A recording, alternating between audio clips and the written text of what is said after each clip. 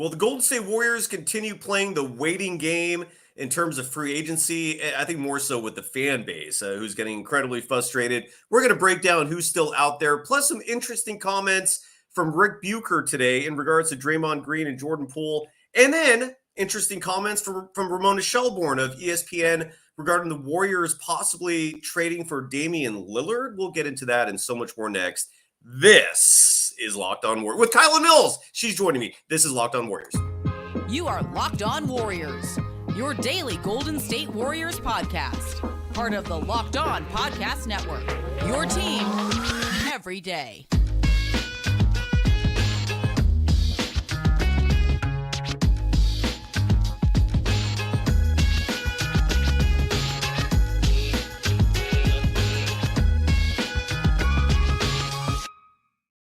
Thank you for making Locked On Warriors your first listen every day. We're free and available wherever you get podcasts and on YouTube, part of the Locked On Podcast Network, your team every day. Today's episode is brought to you by FanDuel Sportsbook, the official sportsbook of Locked On. Make every moment more.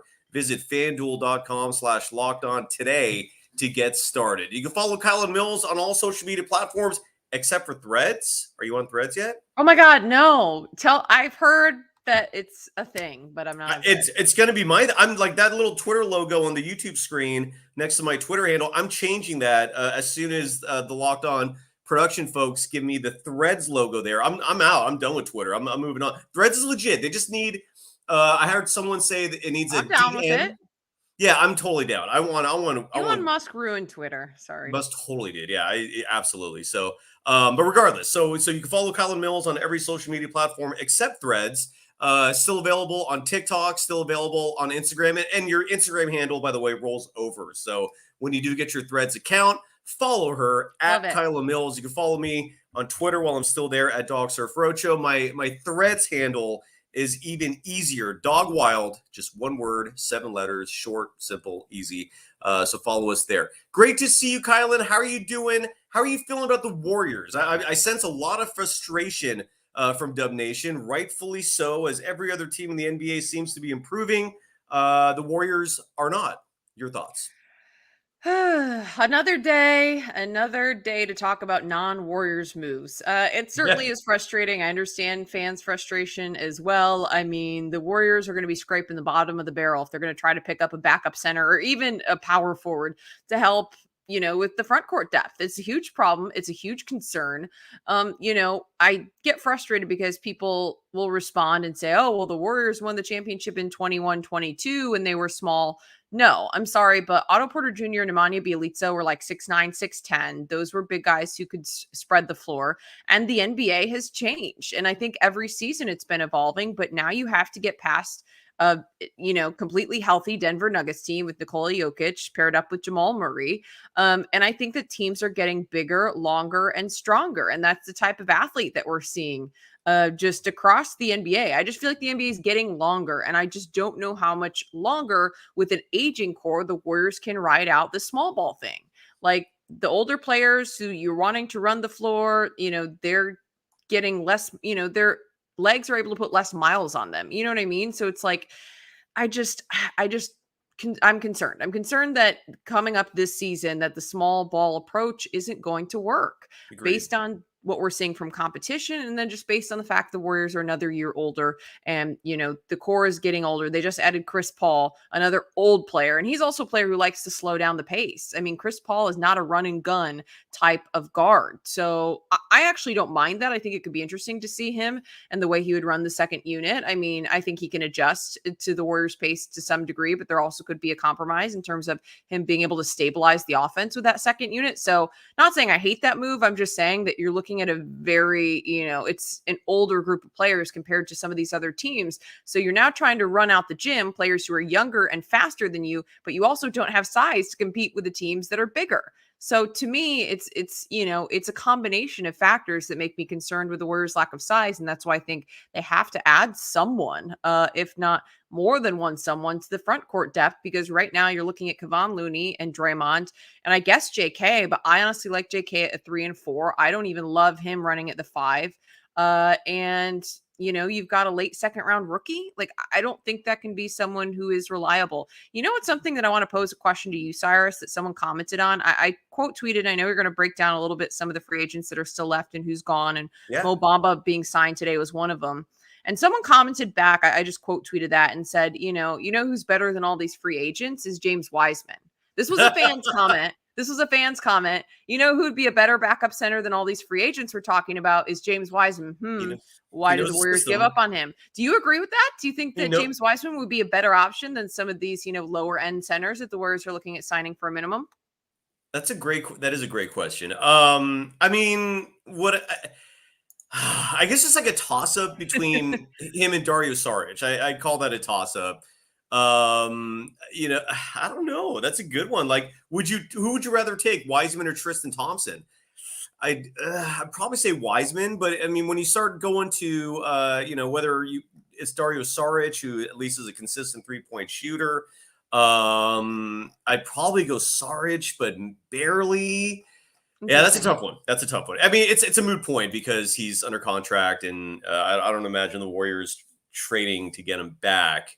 No, they wouldn't. I think the fan was making the point of like, why did the Warriors let him go so early? And now we're in the market for a backup center. It's just like kind of a funny predicament given that James Wiseman was supposed to be the backup center last season. And he was supposed to be being, groomed even back during the 2021-22 playoff run when initially before the Warriors shut him down for the season, they thought he was going to return from that meniscus surgery. And like Bob Myers was going out and telling the media like, hey, don't worry about the size. We're hoping James Wiseman's going to be back and be contributing by the playoffs. Like that was literally said that they were expecting him to be a contributor on the bench. And like I said, going into last season, that was what the impression was.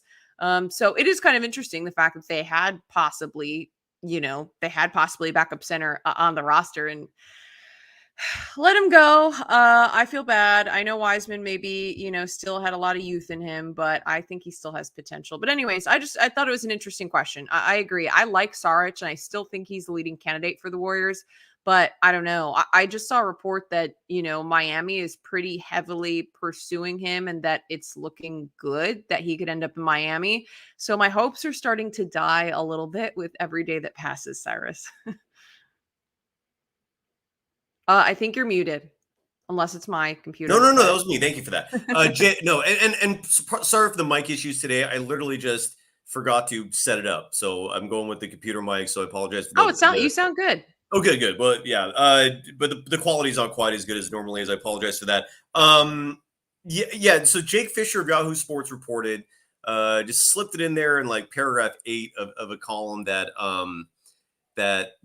Dario Saric, the reason why he hasn't signed with anyone yet is that he's reportedly waiting on the fallout from the Damian Lillard trade. And the insinuation is that he's waiting to find out if maybe he could play for Miami instead. Incredibly discouraging. Makes you wonder, like, if you're the Warriors, do you even wait for him? Do you give him like a deadline and just say, we're moving on? Like, we're not going to be your shill in this whole negotiation process.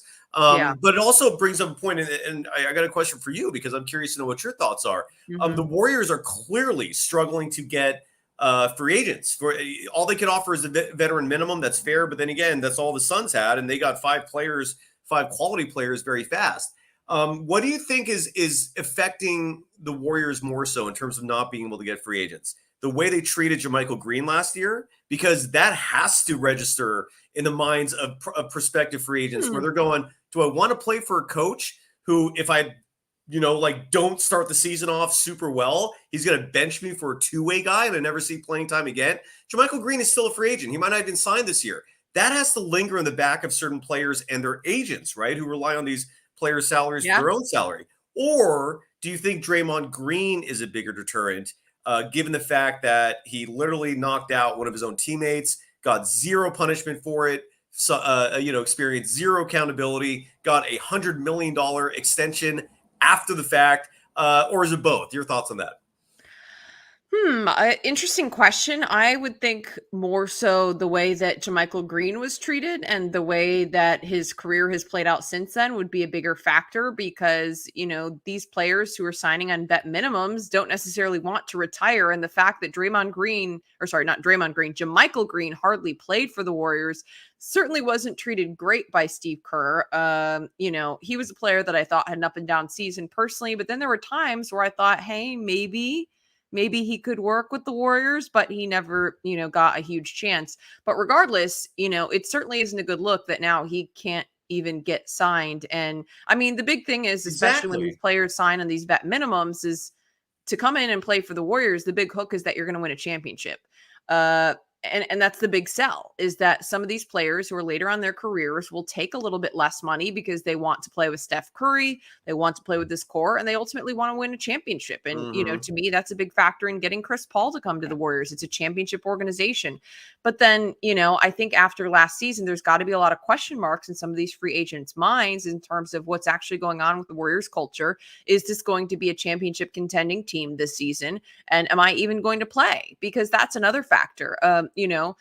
Even guys on vet minimums want to be competitive and want to get minutes. And with the Warriors, I think it's very apparent that Steve Kerr likes to go small. He doesn't like to play big guys, So I think that's also a factor. Some of these guys want to play. And I don't know that given the Warriors roster construction and the way that Steve Kerr likes to go small, I mean, he's running 4-guard lineups out there. Like, do you really feel great coming into the Warriors organization as a big man after the way last season played out, the way, maybe JaMychal Green was treated, the way that just in general, the Warriors run their rotation? I don't know that you feel great about it, but to me, the selling point is you want to win a championship. Correct. But I think there's still a lot of question marks around whether this is going to be a contending team. So I don't know that the sales pitch is as strong as it was 1 or 2 seasons ago. No, I'm totally with you. And for the people bashing JaMychal Green, I get it. He underperformed last year, but when you criticize him, we need to be on a very clear page here, which is that your criticism is based largely on the eye test. Because statistically, JaMychal was actually solid last year. He shot 38% from deep, shot 54% from the field. He was one of the only players who could have given you size. I'm not going to forget that when he played in the postseason, the Warriors were actually successful as a result of that. And maybe what's most important that people seem to keep forgetting about JaMychal Green is that regardless of whether or not he was playing good or bad, he was still a better option than Anthony Lamb. That's what it came down to, is that Kerr picked him over a two-way player. Kerr gave a two-way player minutes over JaMychal. Don't kid yourself if you think that had no effect on prospective free agents coming in. In regards to minute distribution, maybe like I hear people in the chat are saying this as well. Like, well, the rotation is set for the Warriors, not at the center position. They have no one there. Like, so if you think the reason why no one's coming to the Warriors is, well, there's no time for me, that is not the case when it comes to a big. But you don't see any bigs coming here. Dario Saric, we thought was going to be signed almost a week ago, and still nothing. So this is a massive problem. When we come back, and again, like I said, there were people here like AI Clen. I don't even know what Al Clen. He could never finish a dunk. Could Anthony Lamb? I mean, ultimately, still, regardless of your criticism of JaMychal Green, Steve Kerr played a two-way player over him. And you saw how frustrated JaMychal was in the playoffs, yelling back and forth with Kenny Atkinson. That played a part. So regardless of whether or not you want to defend Steve Kerr for not playing JaMychal, I don't know how you can defend playing Anthony Lamb over him, who was 6'5", with rape allegations hanging over his head, who brought nothing to the table in terms of offensive playmaking, was average defensively. He's 6'5". That's perhaps the most glaring weakness for Anthony Lamb. Yep. Maybe. And JaMychal Green was 6'8". He gave you size. And when he played in the postseason, there were results. I'm still not going to forget that Game 3 performance where he almost saved the day. The Warriors would not have gotten out of that Kings series if it wasn't for that Game 3. So, it's just, this is playing a part in this now. And when we come back, I'm going to talk about Rick Bucher because he made some interesting comments today. I'm going to play one soundbite, and we can also discuss the fact that he feels that Steve Kerr might be gone after this year. He doesn't know if it's going to be his choice, if it's going to be the Warriors' choice, but this could be the final run for Steve Kerr. We're going to talk about free agents. There's a lot to discuss when we come back. Got to get some love to FanDuel, though. one of the most prominent sponsors of Locked On Warriors. You know, when you got the FanDuel sponsor, you're doing something right here. And so that's who we Yeah, got. buddy. And folks, take your first swing at betting on Major League Baseball and on FanDuel, and you can get 10 times your first bet amount in bonus bets up to $200. That's right. Just bet $20 and you'll land $200 in bonus bets, win or lose. That's $200 you can spend betting everything from the money line to over unders to who you think is going to get the first home run, all on an app that's safe, secure, and super easy to use. Plus, when you win, you get paid instantly. That's huge. There's no better place to bet on Major League Baseball than FanDuel, America's #1 sportsbook. Sign up today and visit FanDuel.com/lockedon to get up to $200 in bonus bets. That's FanDuel.com/lockedon. FanDuel, the official partner of Major League Baseball. You are Locked On Warriors, your daily Golden State Warriors podcast. Part of the Locked On Podcast Network, your team every day. Thank you for making Locked On Warriors your first listen every day. We're free and available wherever you got podcasts. For the everydayers, follow us on Twitter at Locked On Dubs. This is where we announce who our guests are, what time we're on. And you can obviously follow Kylen Mills on all social media platforms at Kylen Mills. Super easy. That includes TikTok, Instagram, Twitter, and soon to be Threads. Here's a question for you, Kylen. And I just randomly started thinking about this, and I'd love to know your perspective. The Warriors have to fill 14 roster positions. Look, in theory, you can get 15. It would shock me if they actually filled 15. Right now, they're stuck at 11. What's your thinking on Andre Iguodala? Are we going to see him again? It's so funny that you say that, Cyrus, because as soon as you said you'll be surprised if they get 15, my mind immediately went to Andre.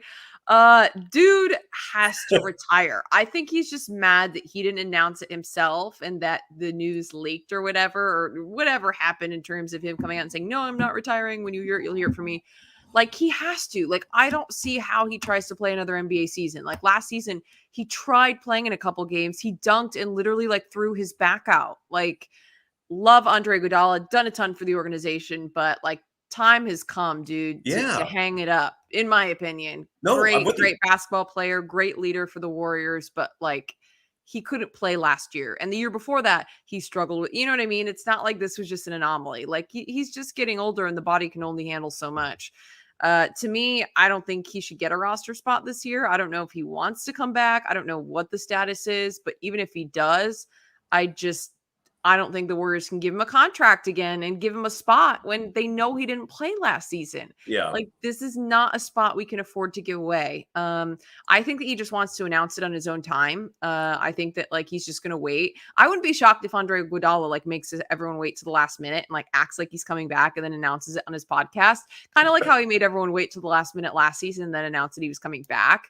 Yeah. Which, good for him. Like, make it dramatic. I'm all about it. But dude, like, it is time. So I hope for him. Like, and the thing is, Andre is a super successful already, like, businessman, has tons of other ventures. He could be in broadcast. Like, he's super smart. I just feel like there's a lot more still on the horizon for Andre, but it's not playing basketball. and he's not in the NBA. Yeah, and I'm watching him at these, like, California Classic games. I'm seeing him, like, he's I don't know if they're hanging out physically with Steph and crew, but he's still very much in the mix. He's still acting like a player. And it's starting to make me wonder if he's in the mix, if they're going to bring him back for another season. If they do, I just hope it's not as the 14th player, meaning I hope they don't just settle with 14 roster spots if they bring him. If you go up to 15, fine. But you can't count on him, dude. He's a grandpa. His body's not holding up. It's ridiculous. I'm going to go Speaking of that being 15 roster spots, like, part of the problem is last year you had Ryan Rollins, who was essentially a wasted spot. And then you had Andre, who was a wasted spot. And you didn't sign a 15th. So that already brought the Warriors down to 12 guys. And then they've got older players who we're going to deal with injuries on and off throughout the season. PBJ hardly played with the Warriors. He mostly played with Santa Cruz. I mean, he didn't play in every Warriors game. So like there was a point where they had a bunch of players injured. I was like, oh my God, they're only going to have 6 guys available for this game. And that was part of the reason why Anthony Lamb in sub situations had to play, because they were so thin. But when you only have 14 spots and, 2 of them are Ryan Rollins and Andre Iguodala, like to me, that was such a waste. And the Warriors' lack of depth was part of the problem last year. Absolutely. Do you know anything about Omar? I just want to satisfy Courtney Thomas here, who keeps bringing up Omer Yurtseven. I believe he worked out for the Warriors. I've seen someone DM me, I think, on Instagram about him. I don't know much about him personally. Do you know anything? No, not personally, no. Yeah, I mean, regardless, it would be a huge gamble if you're relying on him. Let's go to the list real quick and see who's remaining right now. Because I made this list with all these categories, and it has player names in it, obviously. So right now, Group H, the Ty Jerome group, everyone is still available. Blake Griffin is still available. Boban Marjanovic is still available. Taj Gibson is still available. Clearly, no one is going to get excited about any of those players. In Group G, the Brad Wanamaker group, I believe Javonte Green is still available. He's not necessarily a big. Actually, all these players are. Derrick Jones Jr., who we've talked about, I would not mind him, even though he's not a traditional big. He's a tough dude, solid rebounder, decent outside shooter. And then Frank Kaminsky is I believe, a 7-footer who can shoot the 3. So any of these guys excite you, Kylen? Any thoughts? Dude, no. Cyrus, we're scraping the bottom of the barrel. I said this the other day. I think Saric is the best available for the Warriors, but none of these guys excite me. I mean, here's the thing though. This kind of made me mad today, Cy. People are tweeting about Mo Bamba. Some people are saying, man, how much longer the Warriors going to wait because, he got signed today. And someone had tweeted, and I saw a couple people tweeting this, just being like, oh, Mo Bamba's trash. He sucks. See this, see that. Like, who do people think the Warriors are going to get for a minimum? For a minimum? Like, these are the kind of players that we're looking at and talking about realistically. Like, yes, I like Saric, and I think he would be solid. But like beyond that, I guess like my question is just, what's the alternative that you think the Warriors are going to get when they have no money? Like, I just don't know that people really understand. Like, the Warriors do not have money to spend on a high quality player. Like, you're looking at someone that you're going to bring in for a vet minimum. And I also feel like people don't really realize how lucky the Warriors got during the 2022 championship. They brought in Otto Porter Jr. and he ended up being as productive as he was after he'd been injured and dealt with injuries for a couple seasons. And then Nemanja Bjelica kind of fit in, perfectly and was able to help the Warriors. So it's just, you're looking at trying to pull off something really tough when you don't have any money to spend, because a lot of these players, anyone who's going to be above that minimum tier or right on the edge, they're going to wait it out and they're going to try to get a contract. They're going to want a 2-year contract. They want to get above the minimum. And if teams out there are offering, then the Warriors are going to be left with very, very slim pickings. So it's just, if they continue, to wait it out, or they're going after Saric and they don't get him, like all the other guys are going off the board. So what's going to be left? That's my question. Oh, it's a very valid question. Moving on the list real quick, there are some new names here. Okay. In Group F, all these players I believe are still available. Markieff Morris, JaMychal Green, we've discussed. Don't be surprised if he comes back, folks. Do not. Tristan Thompson, Myers Leonard, and Bismack Biyombo. Group E, the Nemanja Bjelica group, Patrick Beverley is gone. Wenyen Gabriel is still intriguing. The fact he's still available gives me some hope. He's one of the players that I would not mind. He's athletic. He's big. He's long. Yeah. Dario Saric still out there. We don't know what's going on with him and the Warriors. Juan Toscano Anderson, who I think you and I both think is likely going to be joining the Warriors, although we don't know for certain. And then 2 new names that weren't on this list previously, one being Bol, who was waived by the Orlando Magic just because they have so much depth in the front court. And then a player that I did not add previously that I should have, Nerlens Noel, is still out there. Any thoughts there, Kylen? So back right around, the trade deadline and back during the 2023 season or 22-23 season, I've liked Nerlens Noel. I think that he would fit in with the Warriors. I think of those players, he would probably be, in my opinion, he would be the best option, but I just don't see how the Warriors can afford him. Like, do we really think Noel's going to go in a vet minimum? You know, I just, I don't know. He's in 2023 during that free agency run, he got signed. His prior deal that he had signed was like a 3-year, $31 million deal from 2021 to 23 with the Knicks. Like, this isn't a player who necessarily feels like they're going to sign a vet minimum quickly or willingly. My concern is that the Warriors won't be able to afford him. I like Noel out of all of them, but you think the Warriors could get him on a vet minimum? Nerlens Noel's, yeah. I mean, he was available last year on a vet minimum, so you never know, though. I don't know. To predict this stuff at this point is insane. I want to quickly mention this name, Giorgio Papagiannis, just because I've heard other people mention him as well, a 7-footer from Europe. I've seen some video of him. Would not mind him. I don't know how he is defensively, but at this point, anyone would excite me practically. Almost anyone. As long as Ty Jerome's not coming back or Anthony Lamb, I'm excited. So going back to the list real quick, and again, Bol is available. He would be an interesting one for the Warriors. Not a solid rebounder, but he can actually handle the rock. He's a solid shot blocker. His dad played for the Warriors, Manute Bol. Group D, the Otto Porter Jr. group, I think everyone's gone except for Mike Muscala, but Mike Muscala has not been bought out yet, so he still might be available. And the buyout market is another place where maybe the Warriors are waiting because Danilo Gallinari could become a player available in that market as well.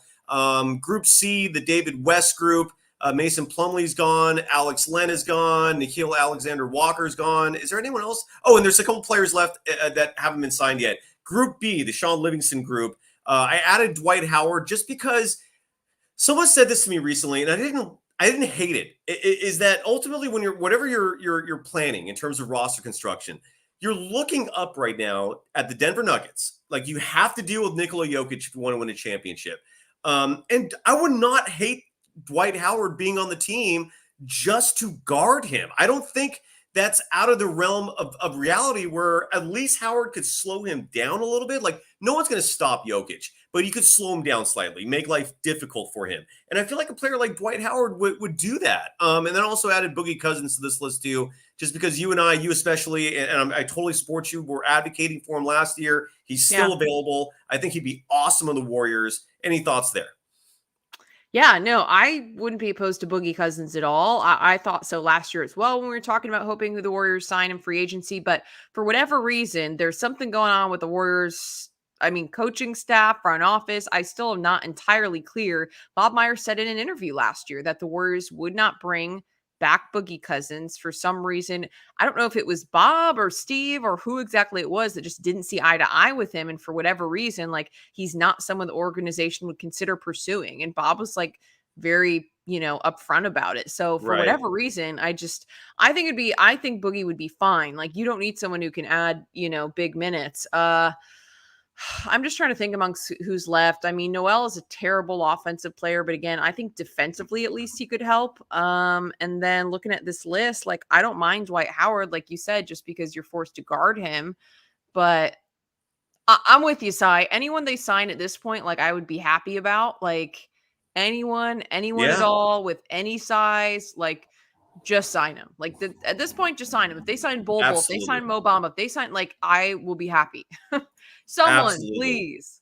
And one other player, I'm going to put him in Group A. I keep forgetting to add him, and I'm doing that right now. And that's T.J. Warren. Again, not a big, but you're going to need other bench players. I mean, you're going to need some reinforcements. And T.J. Warren could be someone who could literally be an all-star caliber player if he comes back to his old form. He briefly played last year after missing 2+ years due to injury. Would TJ Warren excite you at all, or no, Kylen? Your thoughts? Anyone at this point? I mean, it's hard because do any of these players excite? Well, yeah, I heard you excite you. It's like, it's so hard. But I don't mind. I wouldn't mind TJ Warren, in the bench type of role that we're talking about. No, I hear you. It's any player that's remaining is going to have serious flaws. There's no way you can be excited about any of them. Yeah. We're running out of time here. We're not going to have time to touch on the Dame Lillard to the Warriors talk. Just to summarize, Ramona Shelburne was on the game today. the Warriors flagship station and mentioned that if the Warriors had stayed patient instead of trading for Chris Paul, they could have made a move for Damian Lillard. The price would have been much heavier. You're adding another point guard. I would not have been that. I don't care that much about that story. Do you have any thoughts on that before we move on? No. Yeah, some people really love the idea of Dame Lillard to the Warriors. I don't. I mean, he's older, he's small, he's redundant. He is not who the Warriors need. You need defense and size right now. That is their issue. Yep. It's So Dame Lillard is fantastic. You're on point. And let's finish up the show with this soundbite. This was what do we? You want to save this for Friday? Maybe let's save it. We're running against the clock here. I was going to play the soundbite of Rick Bucher talking about how the Warriors were doing their best to placate Jordan Poole following the punch incident. Jordan Poole wanted nothing to do with it. I don't know. Do you have any thoughts about that? Is it time to move on from that subject? Yeah, no, we can play the soundbite on Friday if we end up having time. I don't know that I'll ever really understand fully what went on behind the scenes of the Warriors. I know a lot of people want to move on from it. I still think it's interesting to me personally. Just because I felt like the Warriors just failed in their handling of a lot of situations last season. That's the only reason why I'm curious about what actually happened, because I want to know what went on behind the scenes and was this as bad as or worse than it looked from the outside? Not as bad. I mean, I would love to know more about what Jordan Poole's reaction was to the whole situation. And did the Warriors make it better, worse? I mean, I don't know. There were just a lot of things about last season and the way that certain things were handled that I felt like it wasn't a good look.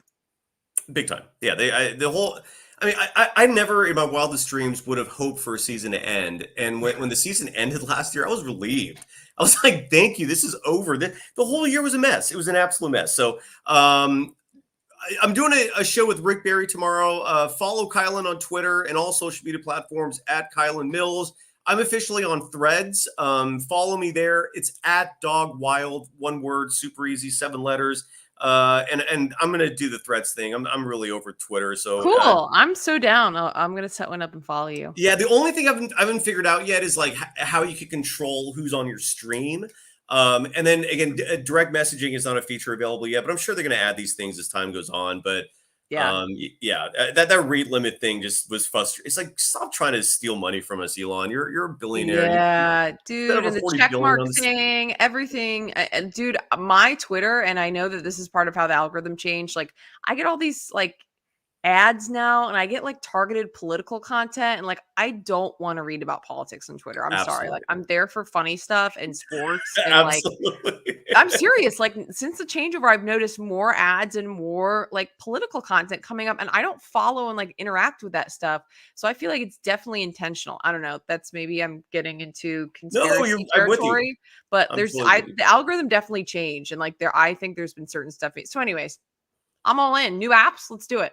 Let's do it. Threads. Yeah. So Kylen will same username for you, because you basically just roll over your Instagram. Yeah, I just keep them all the same. There's not many other Kylen Mills out there. 0. So it makes it easy. Well, no, and no one can steal it anyways. When you first download the app, it asks you perfect. do you want your Instagram account, and you just say yes or no. And so if you download Threads, Kylen will be there at Kylen Mills. Again, follow me on there at Dog Wild. And otherwise, we'll be back at it tomorrow. Kylen, you'll be back with me on Friday.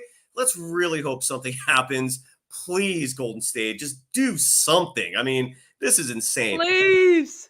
Thank you, everyone. We'll be back at it soon. Take care, folks.